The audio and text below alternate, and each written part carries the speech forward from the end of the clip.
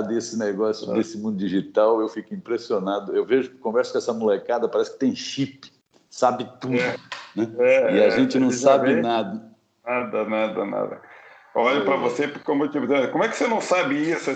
Bom, não sei. O cara já veio no cérebro, aquilo já tá lá dentro registrado. Pois é. Não, é difícil. Ó, já está gravando, agora está gravando. Tá bom. Então, vamos nós à luta. Dar um pitaco aqui inicial e aí já te passo a bola. A economia mundial e a economia brasileira as economias sofreram um duro baque com a pandemia do coronavírus, né? No caso da economia brasileira, a crise já vinha de antes, né? O ano passado, por exemplo, 2019, o PIB brasileiro, o crescimento foi de 1,1, né? Um PIBinho, né? Então a crise já vinha de antes. Agora a pandemia agravou muito esse cenário, né? Quebradeira, desemprego, queda de renda, crise fiscal, né? Queima de capital no geral, né? Todos concordam que o quadro é grave. O que não há concordância é sobre o futuro, que vai vir por aí, né? No seu otimismo, Guedes, parece um rapaz muito otimista, diz que está tudo sob controle, que o país foi um dos que melhor tratou a crise da pandemia, né? E que o país já está pronto para crescer novamente, vai deslanchar. Basta fazer a reforma administrativa e já deslancha, né? Já outros afirmam que a orientação do governo, se é que teve orientação, né, uma bateção de cabeça, foi um desastre, né? E temem que o futuro seja ainda mais assombroso. Para responder a essa questão simplesinha, se a economia vai deslanchar ou vai afundar, facilzinho, vamos conversar aqui com uma grande figura, que é o Clemente Gans Lúcio, né?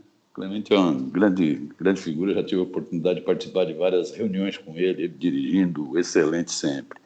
Clemente, para minha surpresa, eu estava brincando com ele, eu pensei que ele fosse economista de formação, ele não é economista, ele é sociólogo, professor universitário, né? Ele é engenheiro de formação, né? Mas o Clemente conhece muito da economia, né? E conhece muito da economia real, das agruras dos trabalhadores. Foi diretor técnico durante muitos anos do Departamento Intersindical de Estatísticas e Estudos Socioeconômicos, um importantíssimo DIEESE, precisa ser sempre mais fortalecido. Também integrou o Conselho de Desenvolvimento Econômico e Social, que foi criado lá no governo Lula, né, o Conselhão. Escreve sobre o tema para diversos veículos, cito aqui a revista Teoria e Debate, da Fundação Perseu Abramo, o site Vermelho, o site Poder 360, né? E atualmente tem dado assessoria ao Fórum das Centrais Sindicais, né? Esse Fórum das Centrais Sindicais, inclusive, que ajudou a criar esse movimento, essa campanha Brasil pela Democracia, que é uma campanha que está se alastrando, né? Uma campanha que conta com mais de 200 organizações da sociedade civil, tem feito um belíssimo trabalho de agitação do tema da democracia. Então, Clemente é o convidado para responder essas questões simplinhas. Obrigadão por você ter topado o papo, Clemente. Obrigado mesmo pelo convite. Não, eu te agradeço de coração, sei que você está a 200 por hora, brigadão. Vou já fazer, então, a primeira perguntinha simplinha. Como que você analisa a situação da economia brasileira? Ela está prestes a crescer, como diz o Guedes, ou ela vai viver uma longa crise? O que vai ser o novo normal da economia brasileira, na sua opinião? Bom, Miro, o Brasil já vinha desde 2014, 2015 com graves problemas para a dinâmica econômica. O afastamento, o impeachment da presidenta Dilma foi feito a partir de uma intervenção política, especialmente do Congresso Nacional, paralisando a capacidade do Estado de atuar do ponto de vista de reorganizar a atividade econômica, e de lá para cá, governo Temer, governo Bolsonaro, a dinâmica econômica é só ladeira abaixo. Nós estabilizamos a economia em um patamar muito baixo de crescimento econômico, um PIB da ordem de 1% ao ano, que não dá nem conta de um crescimento acompanhar o crescimento da população. Portanto, nós temos uma dinâmica econômica insuficiente para acompanhar a dinâmica populacional, ou seja, a população cresce mais do que cresce a economia, e é isso que se estabilizou, né? Nós vivemos um golpe político, um golpe na democracia brasileira, afirmando que isso era necessário para quem o fez, para que a economia voltasse a crescer em uma nova dinâmica. O que entregaram foi esse crescimento medíocre. Sobre esse crescimento medíocre veio uma crise econômica que coloca severas restrições ao crescimento econômico, e essa restrição ao crescimento econômico vai se alastrar, provavelmente, por muitos meses ou anos. É provável que a saída da crise econômica ou a superação dessa crise leve alguns anos, se não levar uma década, para que nós possamos recolocar o país, e o país que já vinha em uma crise econômica severa, ou seja, sair daquela crise com a crise sanitária, talvez seja uma década pela frente, se nós fizermos as coisas certas. As coisas certas não são aquelas que o Guedes está propondo. O que o Guedes está propondo, muito provavelmente, alastrará ainda mais, por mais tempo, essa dinâmica muito frágil, fraca, anêmica da economia brasileira. As consequências disso serão gravíssimas do ponto de vista social, desemprego extremamente elevado, desemprego de longa duração, provavelmente sobre esse desemprego, um desemprego tecnológico, porque as empresas que resistirem farão inovação tecnológica que deve suprimir ainda mais postos de trabalho. Então, a economia já não gera postos de trabalho. Parte da economia vai fechar postos de trabalho, um dado que eu estava vendo esses dias, discutindo com o pessoal de bares e restaurantes. Em São Paulo, estima-se em 24 mil bares e restaurantes. A Associação de Bares e Restaurantes estima que, na pandemia, 12 mil bares e restaurantes foram fechados em São Paulo. Então, se isso, de fato, se efetivou, há uma queima de capital, porque a estrutura desses bares e restaurantes vira pó, os postos de trabalho foram fechados, e quando os trabalhadores e trabalhadoras voltarem para os seus postos de trabalho, não encontrarão mais essas empresas. E o desemprego vai aparecer, porque nesse momento ele está no auxílio emergencial, está no isolamento com o pagamento do salário feito pelo governo por meio das medidas que nós conseguimos implantar. Quando isso acabar e ele voltar a procurar emprego, o emprego não existe. Nesse momento ele se torna um desempregado e a taxa de desemprego sobe. Não tendo posto de trabalho, o desemprego pode se tornar um desemprego de longa duração. Estimo que a gente pode chegar em uma taxa de desemprego próxima a 25%, o dobro da taxa de desemprego que a gente tem hoje, e com uma situação de miséria e pobreza crescente, se nós não tivermos a sustentação de políticas de renda. A dinâmica econômica está, portanto, frágil. Nesse momento, não há nenhuma iniciativa por parte do governo que indique uma dinâmica econômica que vá superar essa crise que está posta. As iniciativas do governo, pelo contrário, estão indicando que os resultados poderá ser a entrega de uma economia que vai caminhar com uma dinâmica muito baixa, sem pujança, sem tração, ou seja, é como se a gente tivesse um trem rodando sobre a areia, ou seja, vai começar a patinar, é muito pesado, começa a patinar, não sai do lugar, e dependendo de como tiver, se tiver de uma ladeirinha, ainda corre o risco de descer para trás, né? Portanto, a dinâmica econômica não é capaz de gerar postos de trabalho, portanto, não gera emprego, não gera renda, a renda não gera consumo, porque você não tendo renda não tem consumo, você não tem consumo não tem produção, você não tem produção não tem emprego, e, portanto, nós entramos em um circuito destrutivo da economia, no qual a ausência de renda desanima a empresa a produzir, e a empresa não produzindo, ela não contrata e não gera emprego. Portanto, é a dinâmica reversa de uma economia vigorosa, robusta, né? E para isso precisa ter uma reversão. A reversão disso é dada pela capacidade do Estado induzir uma outra dinâmica. O Guedes vem e diz que o que ele vai fazer é justamente tirar a capacidade do Estado induzir e está dizendo, eu vou desonerar as empresas, vou reduzir o custo do trabalho, como se rebaixando o salário ou rebaixando o custo do salário e desonerando as empresas viessem a investir. A Dilma já fez isso lá atrás, foi um dos grandes erros da sua política econômica, foi fazer uma desoneração do jeito que foi feita. A desoneração, às vezes, pode dar resultado se ela for bem orientada. De forma geral, ela não gera resultado, ela gera uma proteção à empresa, mas não necessariamente dinâmica econômica, crescimento e investimento. Então, o risco das iniciativas do Paulo Guedes darem água é muito grande.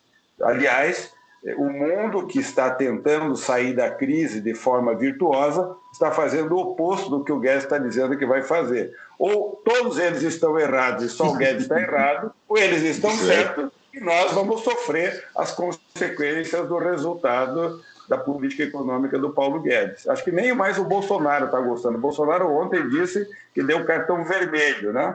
Eu não sei, o Guedes disse que entendeu que não foi para ele, então está uma dúvida se o presidente apontou o cartão para ele ou foi para o Gandula. Não está claro, né? O Guedes está dizendo, não, o presidente apontou o cartão vermelho para o Gandula que foi expulso, não eu. Mas, ou seja, nem mais o presidente está, pelo jeito, aguentando o seu ministro da Economia, né? O posto de Ipiranga acho que secou, pelo jeito. Pois é. Ou seja, seu balanço é... A crise é violenta, se agrava e o governo adotou medidas muito negativas nesse sentido para enfrentar a crise. Nesse meio dessas medidas negativas, Clemente, uma medida que o governo sempre resistiu, o Bolsonaro sempre falou contra Bolsa Família, programas, né, de auxílio, de transferência de renda, sempre falou contra. Né? Inclusive era um discurso raivoso contra o Bolsa Família e tal. Né? Veio a pandemia, o governo resistiu muito em adotar alguma medida que garantisse o isolamento social, que garantisse as pessoas comerem, sobreviverem. Foi preciso movimento social, movimento sindical, o parlamento, o Congresso, pressionarem e aí saiu o tal do auxílio emergencial, que o governo queria que fosse de R$200. Aí pressão daqui, pressão de lá, 600. Contraditoriamente, esse mundo é meio maluco, né? A maldita dialética, esse auxílio emergencial que o governo não queria é o que deu popularidade ao Bolsonaro, segundo todas as pesquisas estão apontando. Só que agora o governo diz, acabou, esse auxílio vai ser reduzido para 300 e dura até dezembro e vai ter um brutal corte, hoje inclusive se anunciou, né? Muita gente vai ficar de fora do programa, né? Como que você avalia o impacto do auxílio emergencial, né? E qual vai ser agora o desdobramento disso? Né? Foi uma medida acertada? E qual o desdobramento e qual a importância de lutar por esse auxílio? Olha, Miro, acho que a iniciativa do movimento sindical, dos partidos, da sociedade civil organizada, dos movimentos populares, ao pressionarem já em março, as centrais foram no início de março apresentar um projeto ao Rodrigo Maia, que nós chamávamos na época de uma renda de emergência ou um abono de emergência, virou um auxílio emergencial, o nome, mas um abono de emergência que era a cesta básica do Guedes de R$550. O Rodrigo Maia disse, não dá, é muito caro, não vai dar, dá no máximo 200, o Paulo Guedes aí me chamou, mas tem que ser, dá para fazer, nós apresentamos alternativas, tal. Eu lembro de uma reunião que nós tivemos com o Rodrigo Maia, disse, não, eu vou defender essa proposta de vocês de uma renda emergencial em torno de R$500, R$550, acabou virando R$600, com o dobro para chefe de família, no caso da mulher que está sozinha, com filhos, uma renda de 1.200. Isso que foi aprovado dentro daquela maluquice que foi a relação entre o Congresso e o governo federal, ou seja, o Congresso tomando a iniciativa, contrária à iniciativa do governo, junto com a outra medida que o movimento sindical defendeu, rebatendo a iniciativa do governo, que foi fazer uma medida provisória autorizando as empresas a suspenderem o contrato de trabalho sem pagar salário. Lembra que o governo fez essa medida e em 24 horas o Bolsonaro desfez lá o artigo que dizia que podia suspender sem pagar o salário. E nós recolocamos na agenda uma proposta do governo bancar o salário daquelas pessoas que tinham que ir para o isolamento, né? Que as empresas eram obrigadas a parar a atividade produtiva, ou reduzir a jornada de trabalho e o governo pagar uma parte disso.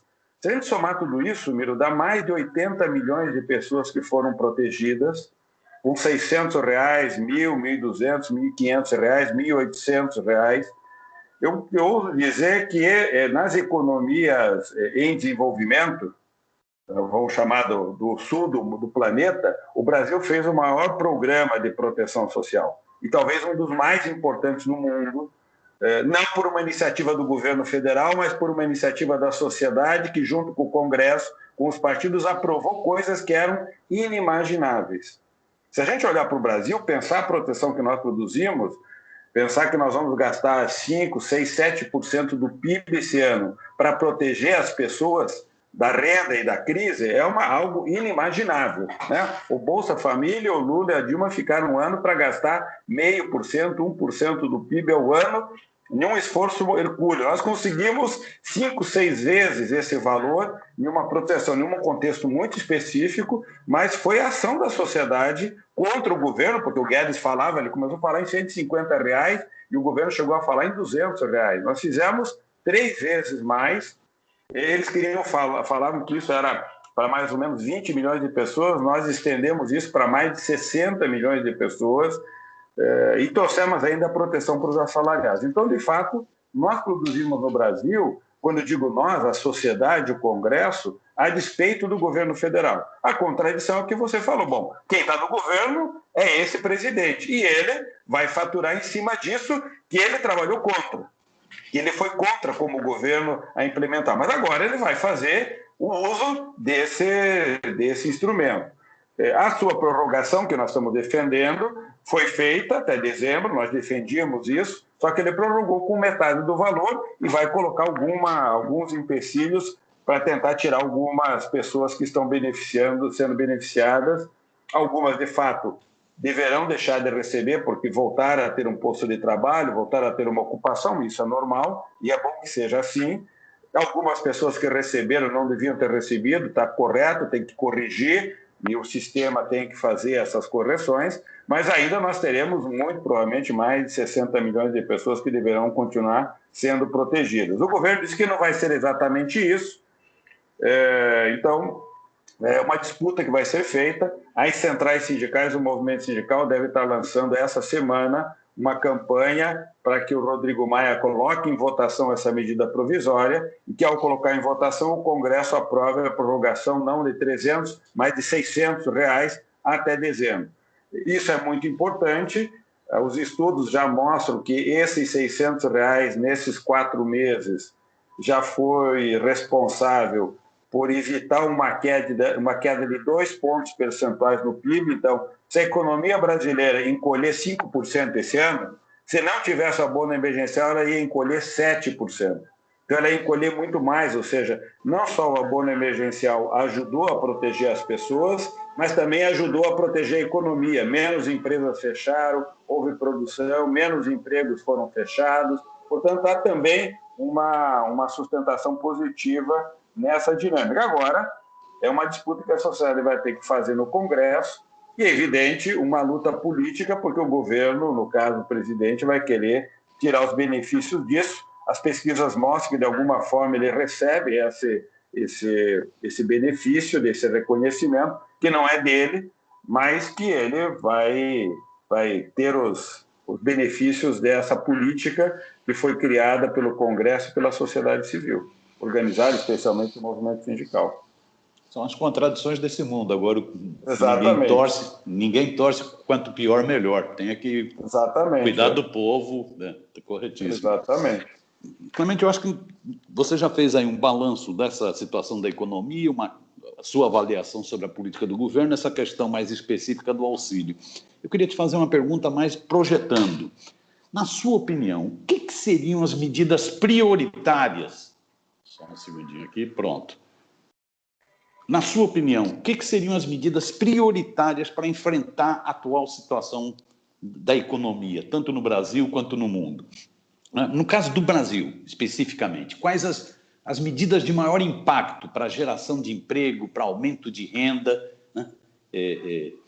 O governo agora volta a falar em reforma administrativa, né? Está insistindo muito nessa tese. A proposta de reforma administrativa está sendo duramente criticada pelas entidades do setor, né? É uma proposta, mais uma vez, fiscalista, né? De austericídio.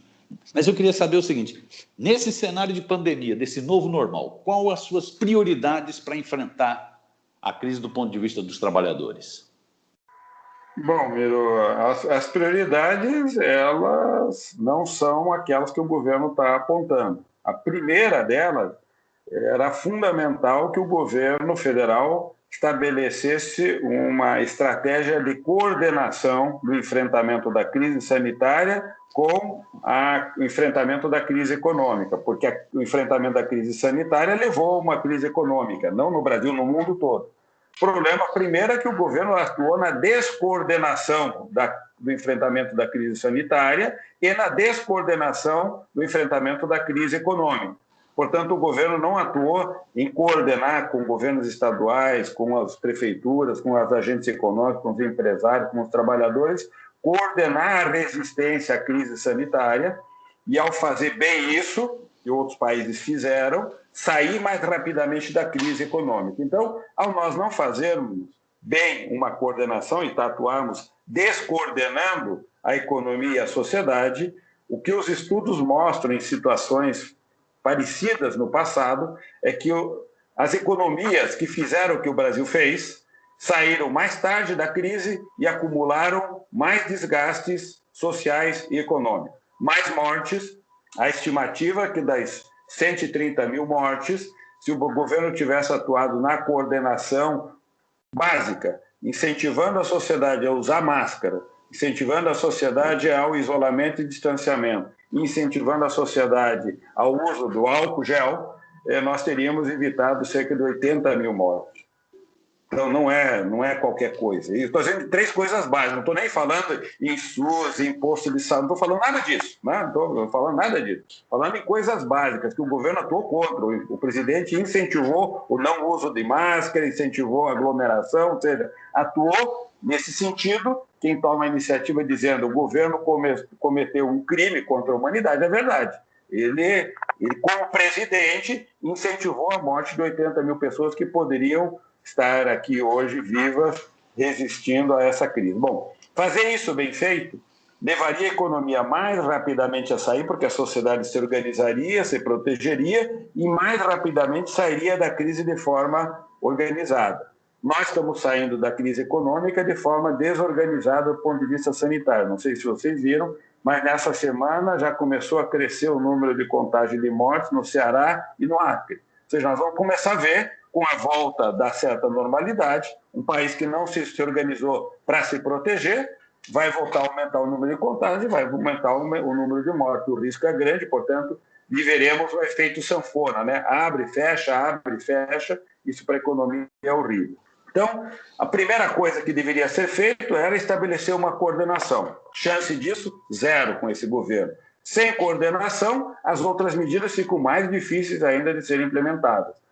Mas se houvesse coordenação devia ser feita para quê? Primeiro, seria fundamental que nós tivéssemos um aporte fiscal, portanto, receita do Estado, dos nossos impostos, destinado a sustentar a renda das pessoas. Milhões de pessoas perderão emprego, milhões de pessoas ficarão sem renda, e essas pessoas tendo renda, ajuda elas a resistirem do ponto de vista da condição de vida. Se elas tiverem renda para consumir os alimentos e as coisas básicas que elas precisam consumir, isso anima a economia, porque a economia vai ter que produzir o que elas vão consumir. Então, a renda ajuda, de um lado, a proteger as pessoas e as famílias e a proteger a economia. A segunda parte, tendo uma coordenação, portanto, tendo uma boa política de educação da sociedade para fazer a proteção, uso de máscara, distanciamento, álcool gel, reorganizar a atividade produtiva para essa nova forma de produzir, com distanciamento, com cuidados e com uma série de procedimentos que deveriam estar sendo implementados ao mesmo tempo em que o Estado mobiliza recursos para dar atração à economia. Como que o Estado dá atração à economia? De um lado, continuando os seus gastos, gastando em saúde, educação, portanto, continuando sendo um consumidor, mas principalmente pegando uma parte do recurso público e voltando a ter capacidade de investimento. Hoje há no Brasil cerca de 14 mil obras paradas. Uma das atividades fundamentais era pegar recursos e retomar essas obras, para que elas fossem concluídas. Ao retomar a obra, gera emprego, geram para as empresas atividade produtiva, essas empresas que vão fazer obra vão comprar insumo, vão comprar ferro, cimento, areia, tijolo, vão comprar móvel, vão comprar vidro, vão comprar tudo que uma obra precisa. E ao comprar, precisa comprar, adquirir, vão incentivar a cadeia produtiva dessa produção. Se essas empresas vão produzir a areia, o tijolo, o vidro, a esquadria, né, vão ter trabalhadores trabalhando, produzindo, tendo renda, consumindo, ou seja, o efeito dinamizador da economia do investimento é muito grande, além de ser um gasto que gera um ativo que faz com que a sociedade saia melhor. Quer dizer, resiste, e se foi feita a ponte, aquela comunidade, para ter a ponte, vai viver melhor, vai ter atividade econômica voltando a realizar, aquela população não vai precisar gastar aquele tempo todo para se deslocar e poder atravessar. Bom, aquela benfeitoria daquele investimento gera um ativo para aquela comunidade. E a terceira dinâmica fundamental era o Estado coordenar com os agentes econômicos a proteção às empresas. Então, olhar para a dinâmica econômica e identificar aonde estão os grandes gargalos. Quais são as empresas que estão mais sofrendo nessa crise? Quais são as empresas que foram obrigadas a se reorganizar profundamente diante da crise? Quais são as empresas que foram impactadas e que não sairão rapidamente dessa crise? Vamos pensar o pessoal de, sei lá, empresa, os cinemas. Né? Bom, quando é que a gente vai voltar a ter cinema funcionando? Não sei, mas no curto prazo não teremos. Se tivermos cinema funcionando, talvez com 1/3 da capacidade podendo ser ocupada, né? E com as pessoas com muito medo de ir. Então é provável que a demanda seja muito baixa. A atividade dos cinemas está paralisada talvez para mais um ano. O que nós vamos fazer com essa atividade produtiva? Vamos jogar tudo no lixo ou vamos proteger? E assim poderíamos começar a continuar conversando. O que faremos com os bares e restaurantes? Se de fato fecharam 12 mil bares e restaurantes de São Paulo, se fecharam não sei quantos mil no Brasil, o que nós faremos com essa estrutura que, de alguma forma, a sociedade vai precisar lá na frente? Então, tem uma transição entre a situação atual e a futura que precisa ser protegida. Seria muito bom que tudo isso, portanto, proteger a micro e pequena empresa, proteger as atividades produtivas que foram mais impactadas, proteger, olhar para a nossa base industrial e olhar para onde que o mundo está retomando a atividade. Seria muito interessante que, no caso brasileiro, nós tivéssemos uma orientação para a retomada da atividade produtiva com um conceito de reorganização do sistema produtivo voltado para aquilo que o mundo está indicando depois dessa crise, que é um grande investimento na proteção social, especialmente na saúde, e um grande investimento na proteção ambiental.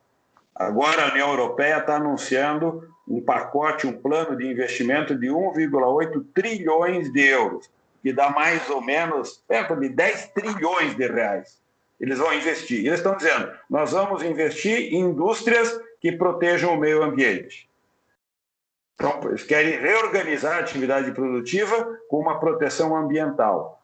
O Brasil deveria estar na vanguarda disso, dizendo, vamos reestruturar, portanto, nós vamos investir, vamos gerar, portanto, muito investimento para as empresas se reorganizarem. Para quê? Para você se conectar com esse desenvolvimento e a indústria brasileira se reposicionar novamente internacionalmente, integrada com esse mundo. E por que o Brasil vai fazer isso?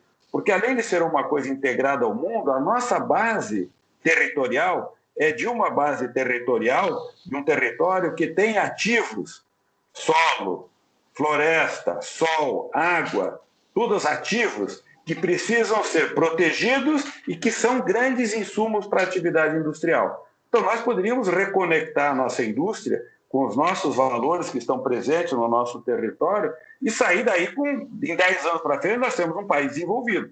Isso é o que devíamos fazer. Para isso, as estatais são fundamentais, o Banco do Brasil, a Caixa, a Petrobras, as empresas são fundamentais. Nós estamos fazendo o contrário, o governo diz que vai cortar gasto, está cortando investimento, vai vender empresa estatal, não tem crédito, as empresas, micro e pequenas empresas não receberam os recursos que deviam ter recebido, ou seja, nós estamos fazendo tudo o contrário do que devíamos estar fazendo. Então, a chance, se eu tiver certo, não sou eu, aqueles que pensam o que eu falei aqui, não sou eu que penso, os economistas que pensam e propõem isso, tiverem certos, nós estamos indo para o caminho contrário. Esse trem da economia não vai ficar patinando, não vai sair do lugar. Se nós estivermos errado, o mundo vai cair numa depressão econômica, porque é isso que eles estão tentando fazer. E o Guedes vai tirar o país da economia. Não acho que o Guedes tenha uma sabedoria maior do que esses no mundo todo estão fazendo, né? São centenas de economistas no mundo todo que estão orientando seus governos a fazer o que eu acabei de falar. E o Guedes está dizendo que é o contrário disso, né? Ele acha que deve fazer. Bom, você viu ontem a proposta que ele estava fazendo era de congelar o salário, a aposentadoria dos pensionistas aqui no Brasil, quer dizer, dos aposentados, para pagar o Renda Brasil ano que vem. Quer dizer, ele vai congelar o salário dos pobres para dar um pouquinho de renda para os miseráveis. Não faz sentido isso. O que nós devemos fazer é tributar os ricos, tributar as grandes fortunas, tirar uma tributação progressiva, portanto, buscar os recursos disponíveis entre os ricos para financiar isso tudo que eu falei. Então, em vez da reforma administrativa, é uma reforma tributária, sim, mas é uma reforma tributária no curtíssimo prazo para financiar essa saída. Depois disso, de feito esse arranjo de curto prazo, que é arrumar a casa para sair da crise, aí nós temos que fazer uma reforma tributária estrutural, sim. De cabo a rabo, repensar a nossa estrutura tributária, tributar ricos, grandes fortunas, as rendas progressivamente, né? Se eu ganho R$1.000, eu pago tanto de imposto. Se eu ganho R$10.000, eu pago mais imposto. Se eu ganho R$100.000, eu pago mais imposto. Mais, se eu ganho 1.000, eu pago 5%, quem ganha 10 paga 10%, quem ganha 100.000 paga 50% de imposto, paga percentual, inclusive, mais. Isso é a progressividade que nós temos que implantar. Para quê? Para financiar isso tudo que eu falei. Então, a reforma tributária é fundamental. A reforma administrativa é necessária? Mas não é essa que o Guedes está falando. A reforma administrativa que nós precisamos fazer se isso tudo que eu falei é verdade, a reforma administrativa devia responder que Estado que a gente precisa para fazer isso acontecer. E aí nós vamos reorganizar o Estado brasileiro para fazer isso. Nós precisamos, então, ter um Banco do Brasil forte? Ótimo. Nós precisamos ter um Banco do Brasil que se junte com a Caixa Econômica e faça disso um outro banco mais forte ainda? Tá bom, isso pode ser uma reforma administrativa. Nós precisamos ter um SUS reaparelhado, tá bom? Isso é parte de uma reforma administrativa. Então, vamos gastar menos com tal atividade, vamos gastar mais com isso. Isso tudo é a reforma que nós precisamos fazer. Inclui na reforma o financiamento. Então, a reforma tributária é parte de uma reforma administrativa. Uma boa reforma administrativa aloca melhor os recursos para fazer melhor o que são as nossas prioridades. Nós não vamos ter recurso para fazer tudo. Então, nós vamos ter que escolher, né? Talvez a gente gaste no curtíssimo prazo menos em cultura, né? E vamos gastar muito mais em obras. Porque se a gente fizer muitas obras e as coisas retomarem, nós vamos fazer crescer e talvez daqui a um ano a gente volte a gastar um pouco mais em cultura. Talvez vamos gastar mais em saúde agora e talvez um pouco menos em educação, né? Por quê? Porque não dá para a gente continuar crescendo do mesmo jeito. Então vamos continuar gastando o que a gente gasta em educação hoje. Esse ano vamos gastar um pouco mais em saúde para estruturar. Se todo mundo estiver protegido o ano que vem, a gente, daqui a um ano, volta a investir mais em escola. Então, esse ano não vamos construir escola, vamos construir posto de saúde. São escolhas, estou dando como exemplo, né? Não estou defendendo isso, mas estou dando... Isso é a reforma administrativa, ou seja, administrar os recursos da melhor maneira diante do que está sendo feito.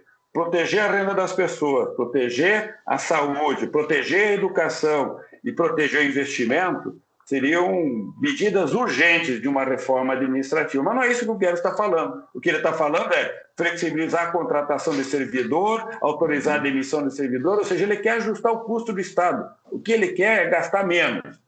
Bom, se ele vai gastar menos, vai ter menos salário pago ao servidor, menos renda, menos consumo, ou seja, vai ter desemprego no setor privado, desemprego no setor público, o governo não contrata mais. Isso não para em pé. Não para em pé.